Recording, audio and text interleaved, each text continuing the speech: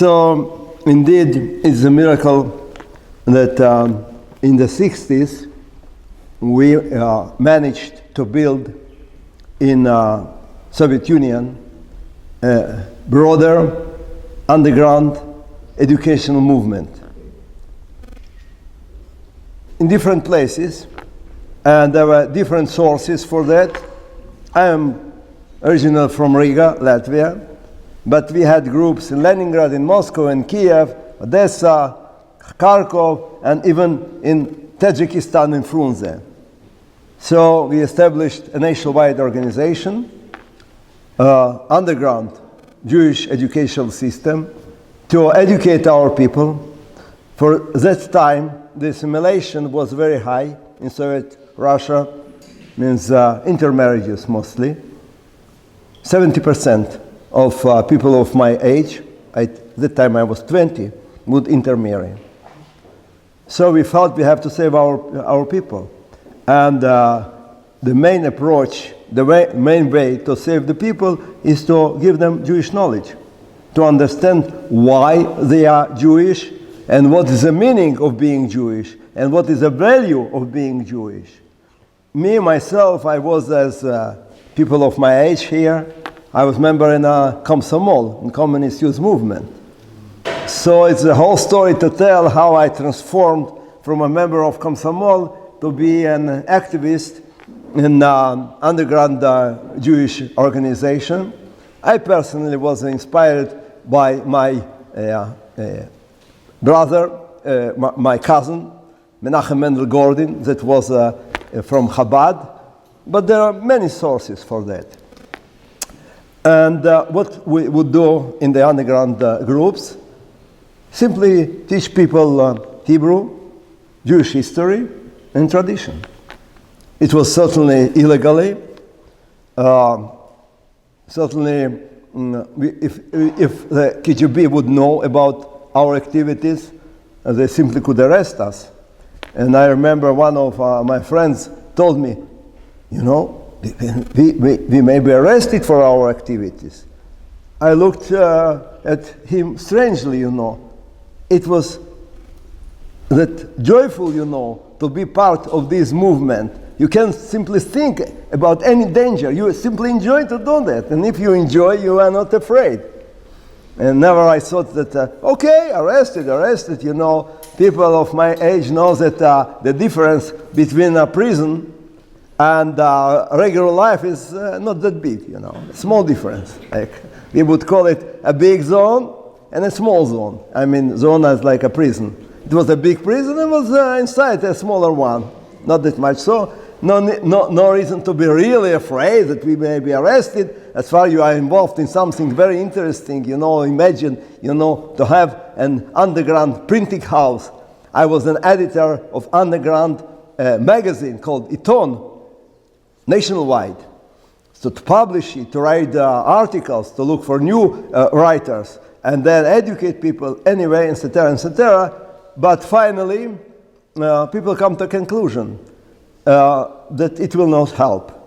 For, you know, we can educate maybe 1,000 people, 2,000 people, but you remember that time we had some 3 million Jews in Soviet Russia.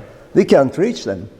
So it was obvious that the only way to save our people is to go through the Iron Curtain, to break through, to get possibility to emigrate. And I'll tell you a small story. When I came to Avir, Avir is like a department in charge of giving you permission, you know. People not from Russia can't understand why you need a special permission to leave your country. You simply buy a ticket if you have money and you are not on the list of Interpol. You simply take a ticket and then you go. But not such thing in Soviet Russia.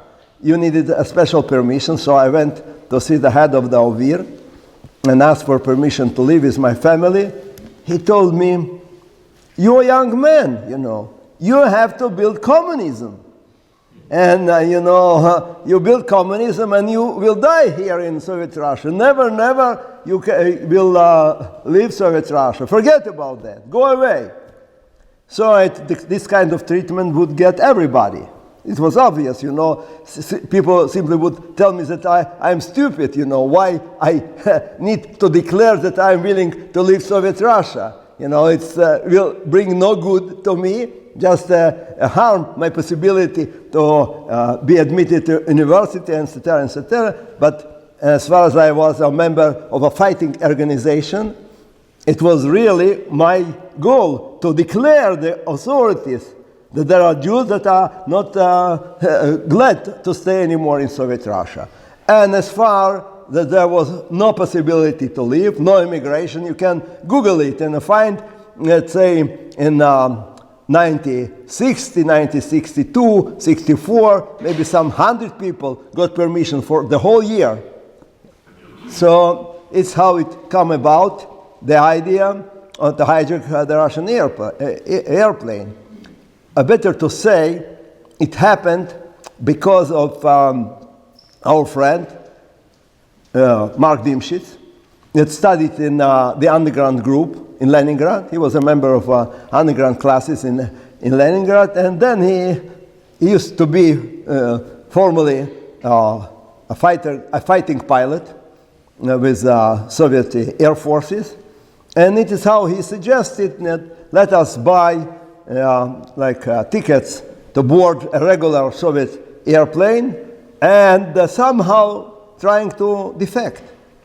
As it was mentioned only recently, the original scheme was to take an airplane that would go to Priazorsk, some 50 miles from Finnish border. And Dimshitz took a flight, and he discovered that this specific route will bring us inside the forest. And then there was no guards on the spot. So simply without fighting with the pilots in the air, we would permit them land. And the moment the pilot will come open the door, for the whole passengers on the flight was our people, members of our fighting group, would simply, invite the pilot to stay for a while in the forest, for we have to go to Israel. And it's all, for indeed there were 12 seats, and all of them were occupied by our people, strong young men, so, the pilot wouldn't have any chance to withstand our desire. And then coming to Sweden, we planned to have a press conference and call up a world jury to help us, to solve our problem. So to formulate the main task, the main target of our plot was to publicize and to dramatize the situation of Soviet Jewry. So I remember that we came to the spot, mostly people from Riga, Latvia. Dimshitz was from Leningrad, but all others were from Riga, from Latvia. It says, I have here a original book written in Russian language, and in the English translation it explains in more detail, certainly. I will not tell you all the small details, why it was a small airplane and not a bigger one, why from Riga and not from Leningrad, but it was like that. We bought the tickets in beforehand, come to the forest, and imagine us sitting in a forest next to the airport. It was a small local airport called Smolny that we had to board the next morning. And we sat there, we made some fire, some barbecue, and enjoyed life, laughing. And in fact, Mr. Dimshitz came to instruct us. He divided us in groups, you will be the task force, and you will be to help the task force. I was in second group. I was not, there's mighty strong boys, not me. Anyway, and there were some people that we had no tickets for them. The rabbi mentioned 16 people, but there was only 12 seats. So the main core of people stayed in the forest in Priazorsk. The moment we had to land in Priazorsk and take over, we would permit other people without tickets to enter on the board, which really was, I admit, it was illegally, To permit people to fly without tickets, it's a crime. Anyway, so imagine us sitting around the fire and laughing and discussing whatever Mr. Dimshitz, as former military man, demanded from each of us to repeat exactly what he is expected to do when taking over. And all of a sudden, we noticed two black cars coming close to our place in our seat in a forest.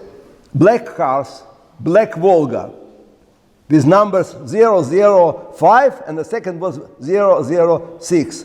Obviously, it was KGB. So we were tensed, We understood that they are coming to arrest us. Some plainclothes people walked out from Volga. It's a small car. Some, not that much, maybe 5 people, start moving to our direction. So we looked what will happen. All of a sudden, they turned around and drove away. But something happened. We had to discuss it. So some friends suggested, let's run away. They know everything about us, let's run away. And I told friends, if they really know about our group, nothing will help, We cannot run away. They will arrest us when we run away. So I told, let's continue our scheme. For our goal is to dramatize our struggle. So if even being arrested or killed, it will serve the same purpose. They would say kill is even better, It's to say, if they kill us, it's even better. It dramatizes really. That you imagine to make it public that 12 people were killed in their attempt to leave Soviet Russia, for they were not permitted to leave it legally. It's really big news. Anyway, people hesitated, but Mr. Dimshitz and Eduard Kuznetsov supported my approach, and we decided we are going up to the end. Whatever will happen, will happen. Next morning, we went to the airport. I was very excited, I read a lot about people that did something for Am Yisrael, for their nation, and now it is me, I, a simple Jew, a member of communist movement, became somebody that can change the life of my nation, of Am Yisrael in Soviet Russia. I was very excited. Then it was announced boarding. People started going. It was a small local airport, so we saw it was a small airplane, as we know in Hebrew. In Russian, it's An-2, A-N-2, Kukuruznik, something very small. So, and then all of a sudden, I noticed that the friends are looking around, like looking for something, what they are looking for, and then I understood. Mr. Dimshitz, Major Dimshitz, was missing. So there is no reason to board the plane without the pilot, for he was, the main source of our defecting. So what happened, Maybe really he was already arrested, or maybe he came with his wife. Maybe he, Alevtina Ivanovna Dimshitz, that maybe he told him, you are crazy, for they took their 2 small daughters, Anyway, he was missing, and in the last moment, I decided I will save the situation. That much that I was the last in the row, I turned back and started running to the place, to the spot that I saw the whole family Dimshitz sitting, for I figured that maybe they wouldn't hear the announcement on the radio, and it's why they sat outside the building of the airport. So when I come to look for Dimshitz, really, he was there with his mishpoche, eating some sandwiches. It was in the morning. I told Mark, you are crazy. What's happening? We are going to save Am Yisrael and you eat your sandwiches. So he looked in his watch and he told, what, they start already boarding? It's too early. It was 8:30 and the boarding under the timetable had to start 9 o'clock. He told there's something that's problematic. I don't like it. I told him, Mark, forget about that. You are used to Soviet army. Everything is strict. It's not the army. Things change. He hesitated for a while. And then he told, okay, I'm joining. Run back, tell the friends that I'm joining. I start running back, and as far as I described you how I was excited before that, now I was excited twice as much, I found Mr. Dimshitz. Now everything will come through. Now coming back to the spot I left my friends, I was beaten, thrown on the ground, my hands handcuffed, and I understood that's it. It's what we expected. Arrested, but alive, Nobody killed us. Beautiful. So when I was lifted, I lost my glasses, but still I could see my friends. The times that I would run back to see for Mr. Dimshit, they come up to the airplane, and they told later that some paratroopers jumped out from the airplane and arrested them. Everything lost. When I witnessed this bitter scenery, then I heard shootings. I turned around. It was Mr. Dimshit. They shot at him. He was bleeding, terrible blood on his face. Nothing really dangerous, but it looked terrible. And his wife, Neba, crying, and the two small daughters lost altogether, for the father told that we are going collect berries in the forest. And what the berries, the father is wounded, and the friends arrested. It's really something terrible. But there was no time to think about anything. Took us to the building of the airport, and then we understood really that it was a trap. For the building of the airport was full with high-ranked KGB officers.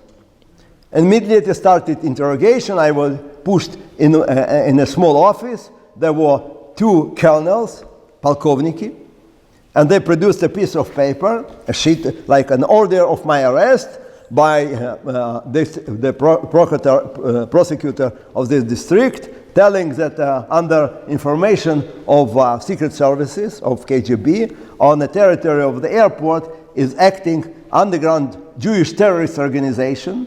They are going to harm state security, betray their Russian motherland, and run away to an imperialistic country. They should be arrested, questioned, and if it is true, they expect death penalty. So when I saw the bottom line, I was not that glad. Believe me. Also, I mentioned that I was ready to die, but I thought that maybe during shootings, simply to get a bullet in the head and that's all, or maybe being in the air. But now I told, I have to go through the interrogation. Who knows what kind of interrogation would they have in the KGB? And then if they pass the death verdict, I have to sit and wait until they execute me. It's too much, You really should be a hero to go through it. I am not a hero. I could tell friends it's a mistake. I cannot be a hero. But nobody asked whether I am ready or not. I had to.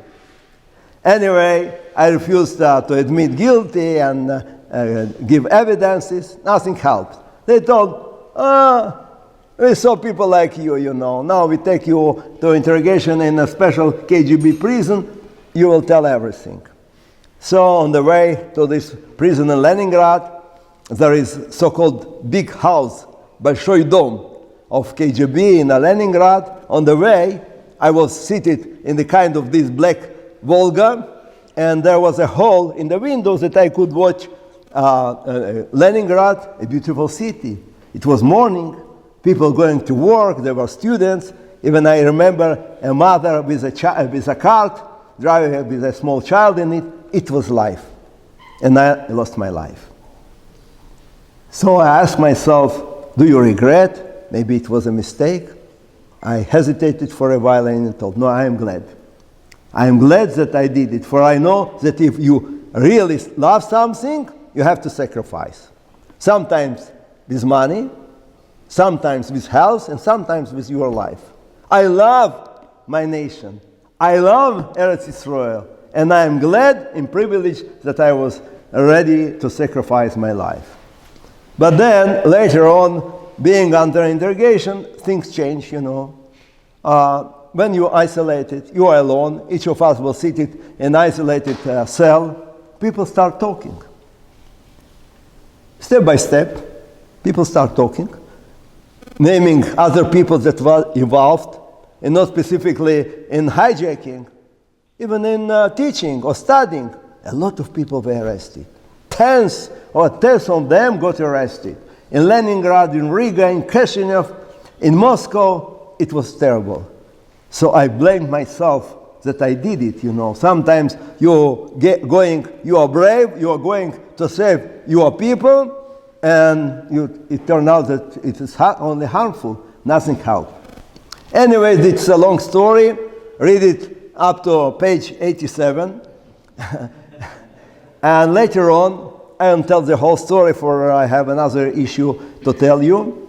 There was a trial, as you know, and Dimshitz and Kuznetsov were put to death. I got life sentence. I was the third one. And then it started, the big movement of Let My People Go in America, worldwide.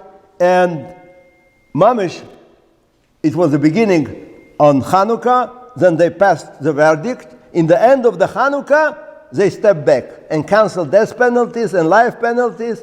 Instead, Dimshitz and Kuznetsov got 15 years of imprisonment, and I only 12 years of imprisonment. Yes, something. Now, the story comes when being moved to a specific, as you know, it was called a battering house. Battering house, and in fact, is like a concentration labor camp. For the beginning, we were in Mordovia, and later on Ural Mountains. People that don't know that much geography, it's Siberia. Ural is not, it's the beginning of Siberia. We were there in Perm district. So when I was brought to this specific prison, labor camp, my question was whether I'd be able to observe the way of a Jew in a prison. For I could understand that almost impossible. And the first miracle happened. The very day that I came I was escorted, brought to the labor camp, I was approached by a certain boy that told me, Chaver, ma shlomcha, in Hebrew means, friend, how do you? I understood that I got a chavruta, I got a Jewish friend, so I will be able to do that. It turned out, and he later told me the story, it was a certain Simon, which I changed certainly. Simon is Shimon. I told you are not Simon, you are Shimon. And he told me the story. They studied in Ryazan, in a local university, and they published a kind of book against the Soviet regime, and then they were arrested. That time a lot of Jews were involved in improving the face of communism. But what happened after they got sentenced? Shimon got 5 years, and their leader, Arya Vudka, got 7 years of imprisonment. They decided to become observant Jews. So it is what Shimon told me, we decided to become religious Jews, but nobody educated me. Like me, like everybody of my age.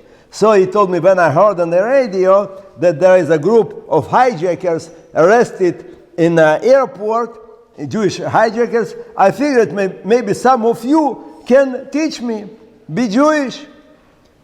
And he tested me, asking, do you know Hebrew? Yes, I know Hebrew. Do you know Jewish history? Yes, I know Jewish history. Do you know Jewish tradition? Yes, I know Jewish tradition. So teach me. As far as you know, I did know that the regime there in a prison is like that. You start in the morning, 6 o'clock in the morning is a roll call, and they send you to work there in a factory. The prison is, the labor camp is divided in two parts. One is living zone, you can imagine barracks and hundreds of prisoners there, and the second part is a working zone. So in the morning they send you to work, in the evening you come back, sleep, in the morning again. So I told Shimon, let us go to sleep now. And in the morning, I will tell the whole story, what does it mean to be a religious Jew. He got angry with me. He told me, what I hate myself that I am not living as a Jew, and you tell me, wait another night? You have to teach me on the spot. So I had no way. I told, you know what, we have to keep Shabbat. We have to try to avoid eating treif food. And then we have to get a chumash and a siddur and a yarmulke. He listened to it. He told, you understand, this specific prison is for high dangerous political prisoners. Nothing impossible. If you refuse to work on Shabbos, they will put you in a punishment room and you will die there. If you refuse to eat their food, there is no other food. You will die without food. And then he told, you mentioned the chumash and the siddur. Say, please, when the last time the Russian would publish something like that, and we are permitted to have only books published in Soviet Russia. Too bad. Two young Jews became religious, but there is no way. Every step means death. Too bad. And then he told me, I have an idea. You mentioned a yarmulke. I have long pants. There is in a book, a photograph of him. He's a short guy. Nowadays, a very famous Russian rabbi in Israel, Rav Shimon Grilius. But then there's a Bachurchik with long pants. He told, let me cut pieces of clothes for my pants, and I have a thread and a needle. We can produce yarmulkes. In this how we start keeping mitzvahs. I produced yarmulke for him and for myself. And then later on, a friend told, some grass, some herb growing in the yard is eatable. For our prison camp was in a forest. Auschwitz, you saw ever Auschwitz from outside, is a beautiful forest around. For what reason? That nobody had to know what is happening inside. But the benefit of being in a forest means that there were growing all kinds of herbs and they are eatable, Some of them have vitamins and protein. You're very healthy, A cow is giving milk, We are not expected to bring milk, but at least we can eat it. So, step by step, I developed a green garden in a back of a barrack. I had a green garden, take care of it. Imagine me sitting in the back, taking care on my vegetables, on my vitamins and protein. And I thought to myself, what a miracle. Only a year before, I expected death penalty, and now I am alive, I have a green garden, I enjoy fresh air, beautiful, Just not forget what a place I am at. Yet a human being is always glad with whatever he had. If you are a healthy person, you have to be glad and joyful in any situation. And I am a healthy person. I enjoy one day taking care of my green garden. All of a sudden I heard somebody yelling at me, "You, prisoner, what you doing there? Come here." So I looked. It was a group of high-ranked Russian officers from Moscow. You can imagine young people, strong, with blinking uniform. And they stood, called me, and then I came. I expected they will ask me, why you eating the grass, That's obvious, You compulsed me. I have nothing else to eat. But instead, one of them, I believe their head, told me, "What's on your head?" It was my yarmulke. So I thought, it's Jewish tradition. Every Jew has to cover his head. And I give him a whole lecture about Jewish tradition. He listened patiently, and then he told me, "Okay, I understand you are religious. It's okay with me. A liberal, He permitted me to be religious. But he told me, the moment you put the yarmulke on your head, it's like a manifestation. You try to, in this way, to influence other people to follow you. It's illegal." And then he told me, "I have a list of belongings that you are permitted to have in the prison. There is nothing like that. No yarmulke. So take it away, or otherwise I will punish you not for being religious, just for violating the rules of the prison." Certainly I refused. And the soldiers came, threw me on the ground, beat me, took my yarmulke and then of the shimon, and it started, like chasing us. But we had some more pants, some more pieces of clothes, so I produced more yarmulkes. And finally, the guards gave up.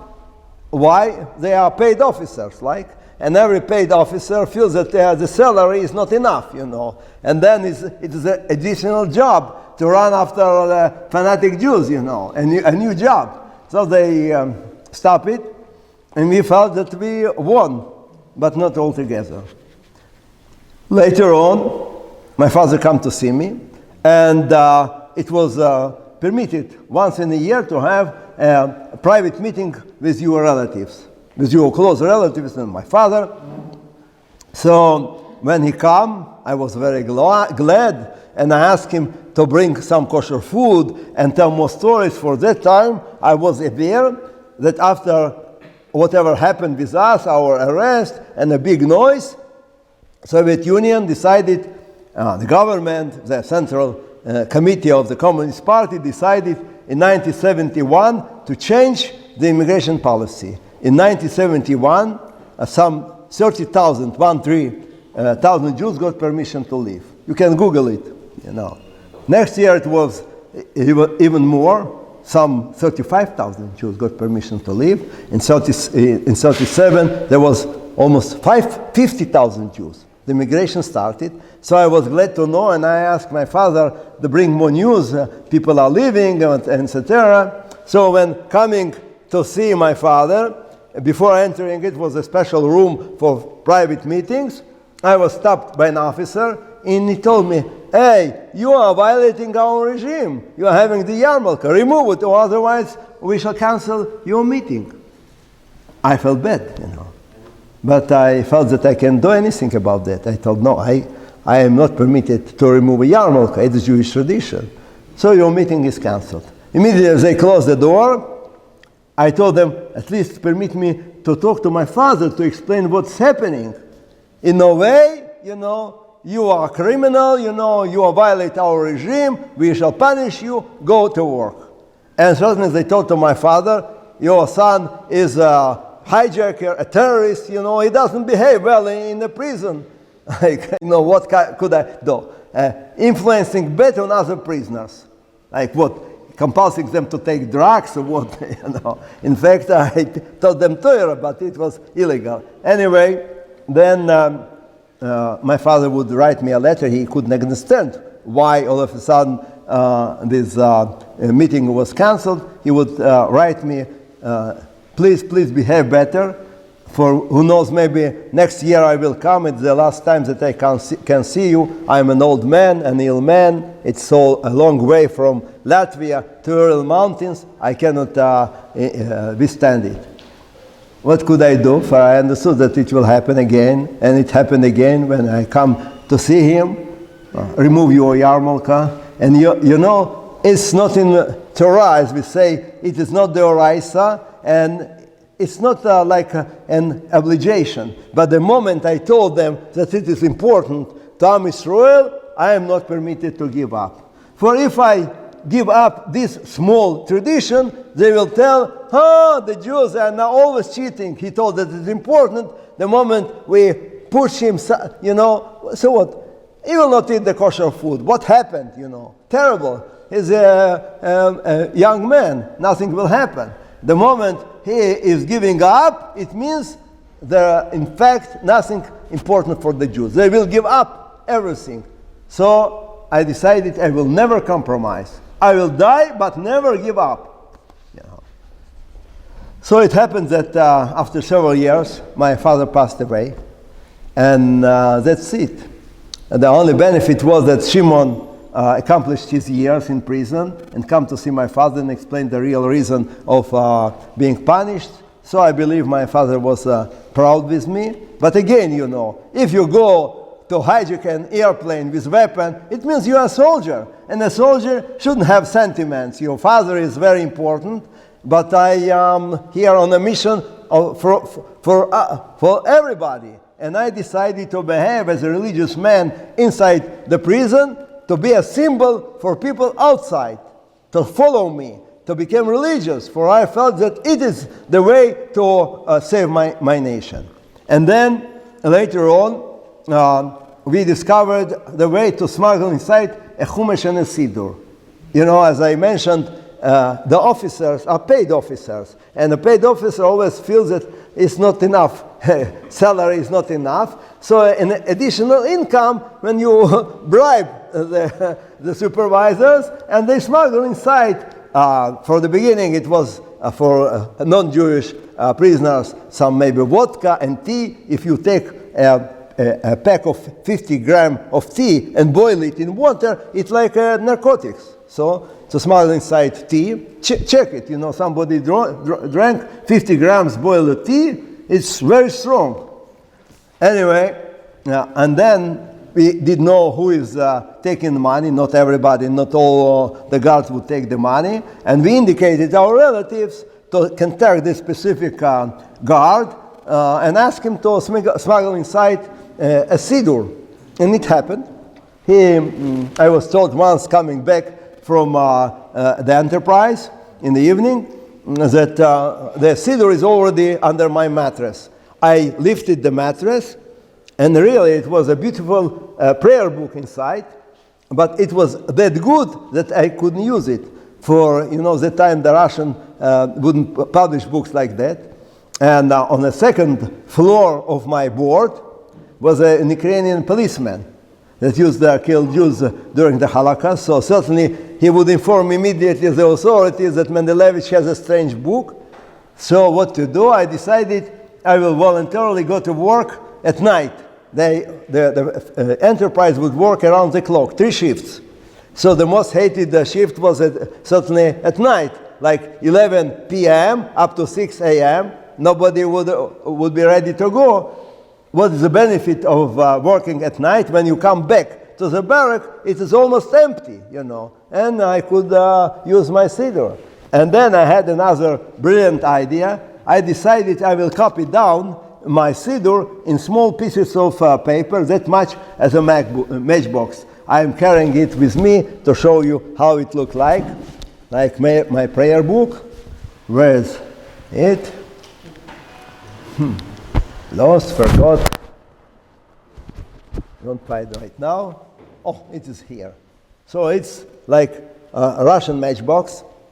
And inside, you have a prayer. The whole morning's prayer. So I had some matchboxes to pray.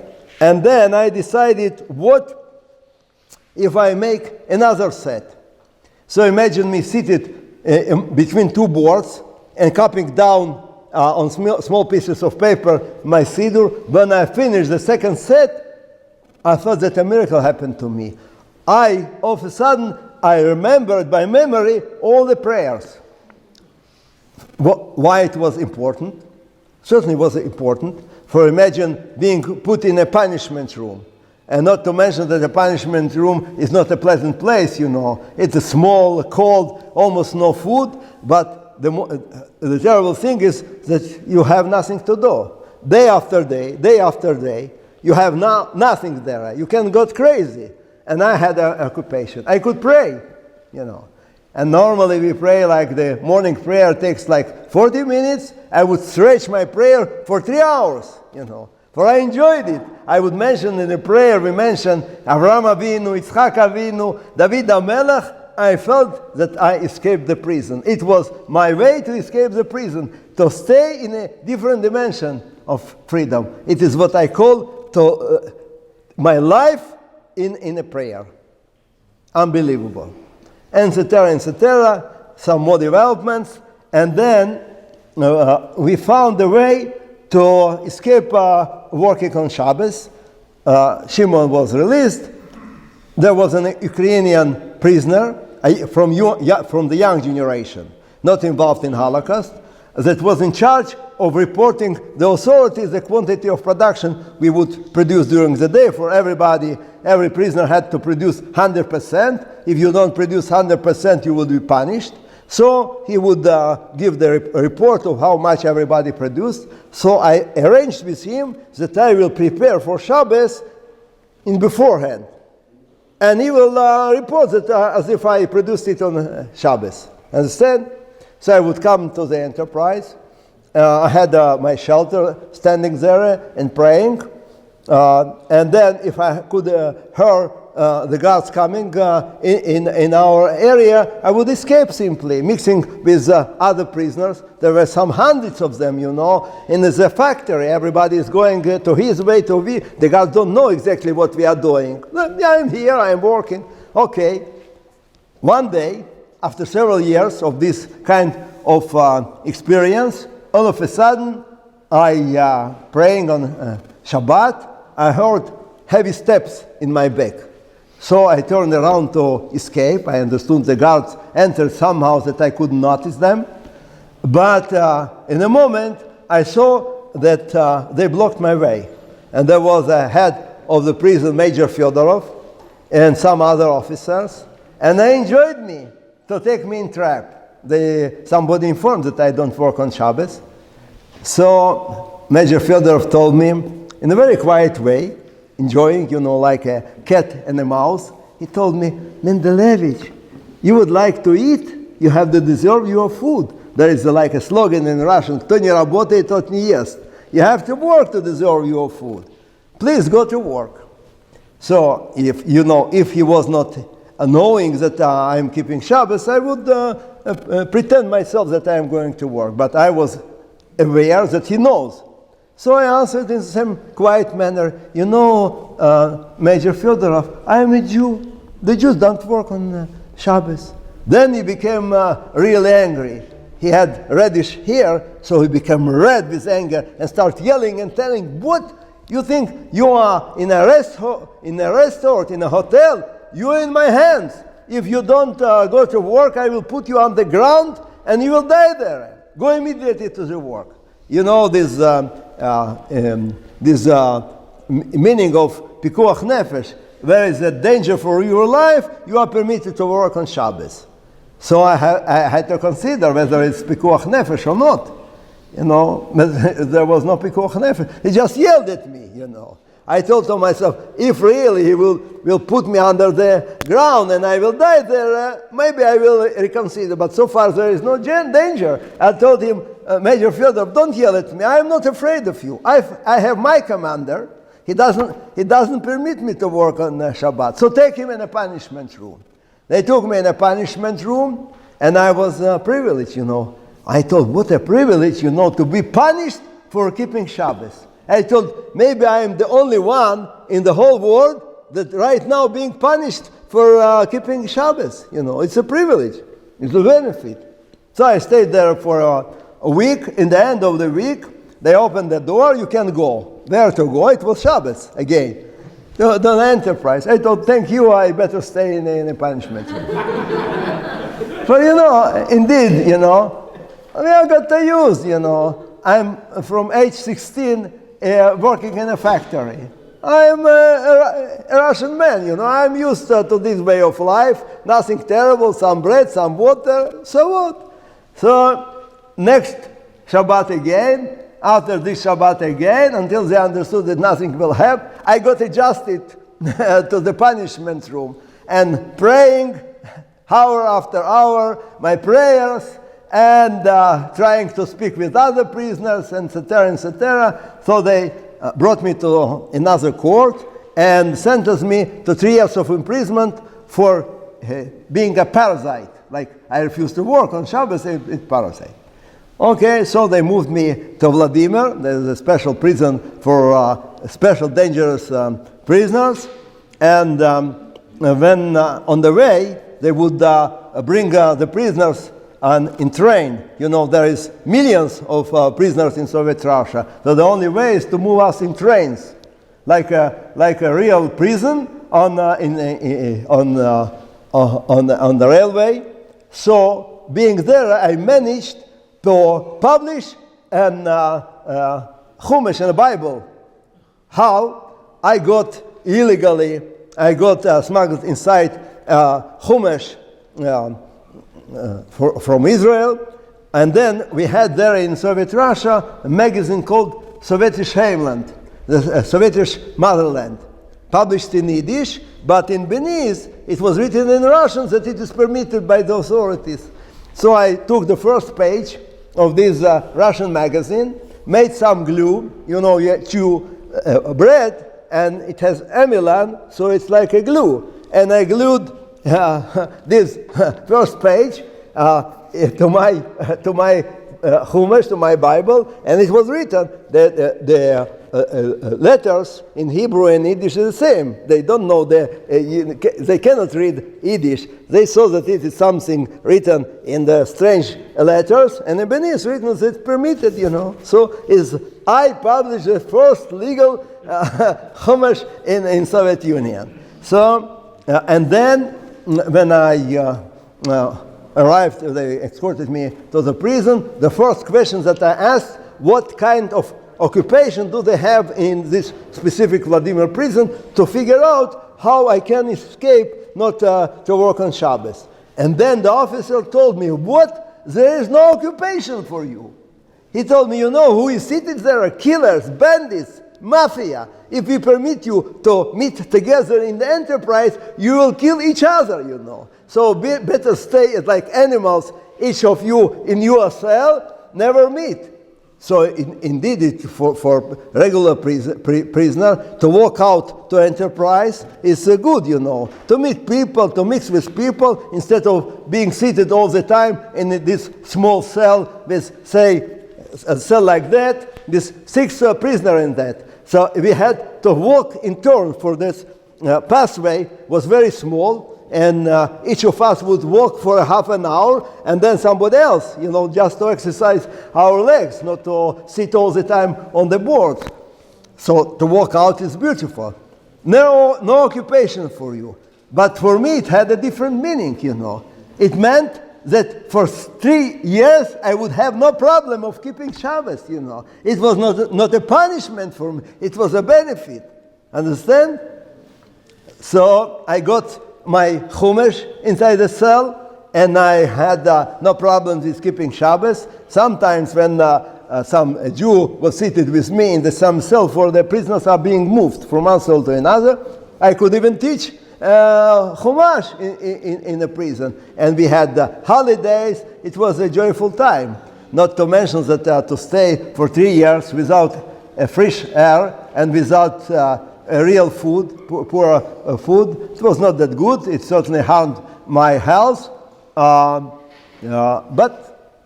then, when I was back from this special prison back to Ural Mountains, it turned out that all members of our hijacking group got released, except of me.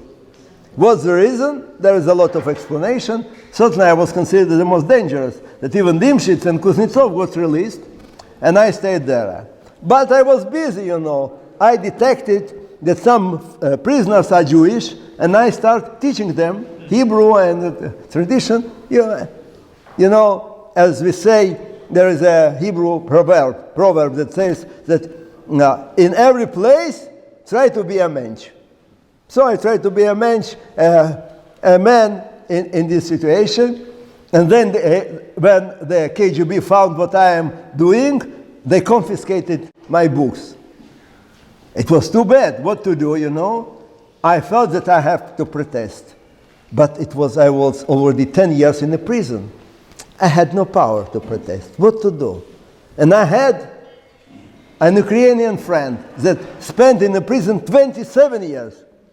And I told him, Zinovi, I know that I have to fight back, but I don't have strength. He told me, Yosef, you are a strong man, you have to do it. He supported me. You are a strong man, you can do it. What to do? Let me declare a prolonged hunger strike. For, I figured that I can go on for 100 days. Drinking water, only water. You can go on. If you don't drink water, you pass away for a week. But if you drink water, you can go for 100 days. So I arranged to pass the knowledge about my hunger strike to the West, to Refuseniks. Somebody got released from this specific prison, and he come to see Idel Nudel and somebody else to tell that Mendelevich is having a prolonged hunger strike, and they passed it over to American friends. And then I announced that I have this hunger strike. I demand to return back all my books. So for the beginning, the authorities told me, we are not interested, it's your private case. You are eating or not eating, you have to work. If you don't eat and you have not enough strength to work, we shall punish you that you refuse to work. And then, after 3 weeks of having this hunger strike, they checked me medically, and they told, oh, indeed, you are having a hunger strike, you know. So they put me in a punishment room to watch me that I wouldn't eat. And it's a whole story in page 250, look at it. And then, after 2 months of being on a hunger strike, the head of the prison, not Fedorov, this one, it was somebody from Belarus, Zhuravkov, entered my cell and was very angry and told me, Mendelevich, you continue to fight against our government. I told her, I don't, you can imagine a man that is going to die after 2 months of hunger strike is still doing something against the Russian government. I told her, I have nothing against the Russian government. Just give me back my books, that's all, You confiscate it, return it back. Later on, I got to know how it happened. It turned out that the knowledge of me having this hunger strike reached the UN Human Rights Commission.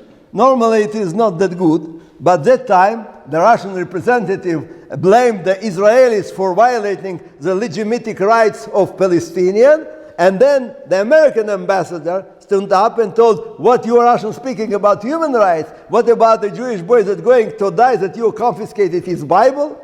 So I believe this diplomat called the Kremlin and asked whether it is true. They told, yeah, there's a crazy Jew, Stop everything, I cannot anymore criticize Israel for violating the human rights of the Arabs. And it is how I got back my books, and I say it is one case in history that Palestinian Arabs have helped a Jew to get back his Bible. Anyway, after a while, I finished certainly my hunger strike. I never enjoyed to hunger that much. And in a month and a half later, I got released.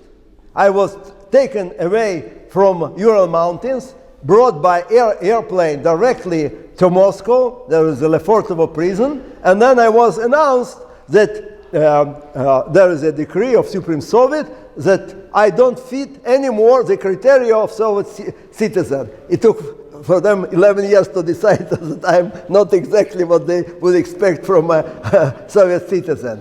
And later on, I got understand how it happened, for it was really a miracle. All of a sudden, why the Supreme Soviet decided to do that. Listen another story. If I believe some of you heard the name of Yitzhak Kogan, is called tzaddik from Leningrad. Yitzhak Kogan is nowadays a rabbi in a big synagogue. There is a Bolshaya Bronная synagogue. At that time, he was an engineer in nuclear submarines. All of a sudden, he was a Refusenik. All of a sudden, he decided to learn shchita. You know what shchita is? So he started making shchita. And the Rebbe of Lubavitch heard that there is a man that declared that he is making kosher shchita. So he sent a shaliach, a missioner, to check, how a nuclear engineer knows how to make a kosher shchita. Yitzhak told me later that he went to Georgia, and there were old people that trained him. So he was certified. But people in America didn't know that, The shaliach come to check Yitzhak, and Yitzhak Kogan trained other engineers and professors, Jewish one, to make shchita. And he told, it's, outstanding good, I will tell certainly the Rebbe that he has to bless you. And then Yitzhak told the shaliach, Yosef Mendelevich now is on prolonged hunger strike. The Rebbe has to bless him, that he should stop his hunger strike and be released. And there is a video, Google Yitzhak Kogan, he tells it in all languages, in Yiddish, in Russian, in Hebrew, and in English. He smiles and tells, I heard that the Rebbe can produce miracles. So I decided to check whether he can produce this kind of miracle. Then he says, since then I never checked. For immediately, during a month, I was released, and I was sent out from the prison, not directly to Israel. For that time it was 81, no direct flights. So I stopped in Vienna, and another miracle happened to me. I was became a celebrity, met by an ambassador of Israel, and people there from the community, brought to the embassy, connected me with Menachem Begin, at the time the prime minister. I talked to my sisters, and then the ambassador asked me, what would you like a first request? If somebody is being put to death, he has the last request. So what you would like to have, some vodka, maybe cognac before death. So what you would like to have before or after being released. I don't know how it happened, but I told, what? It's soon will be sundown. For 11 years I had no chance to put on tefillin. Please produce me tefillin. I would like to put that tefillin, by the way, I like tarts and cookies or whatever, but I never asked for that. So the ambassador looked around, like, who will produce on the spot the tefillin? Nobody had. All of a sudden, a certain American Jew, Israel Singer, stepped forward. He was at that time the director executive of World Jewish Congress. And it was Edgar Bronfman, Alav Shalom, that was instrumental in negotiating on my release. So Israel Singer told that the moment they got to know that I am going to be released, he had to come to see me, and he contacted the Lubavitcher Rebbe and told, I am going to see Mendelevich being released from the prison, what to bring him? And you imagine what the Rebbe told? Bring him tefillin. So Israel Singer is not a Chabadnik, he was a Litvak, but he produced me a pair of tefillin. That's what the Rebbe sent you. Unbelievable. Things happened. So, and certainly coming home to Israel, I immediately entered yeshiva. Next day, I studied in the yeshiva already, and I married a beautiful girl, and I had 7 children, and much more grandchildren. So, as we say in Russian language, получилось, right? But, it took a kind of effort, that everything. Thank you.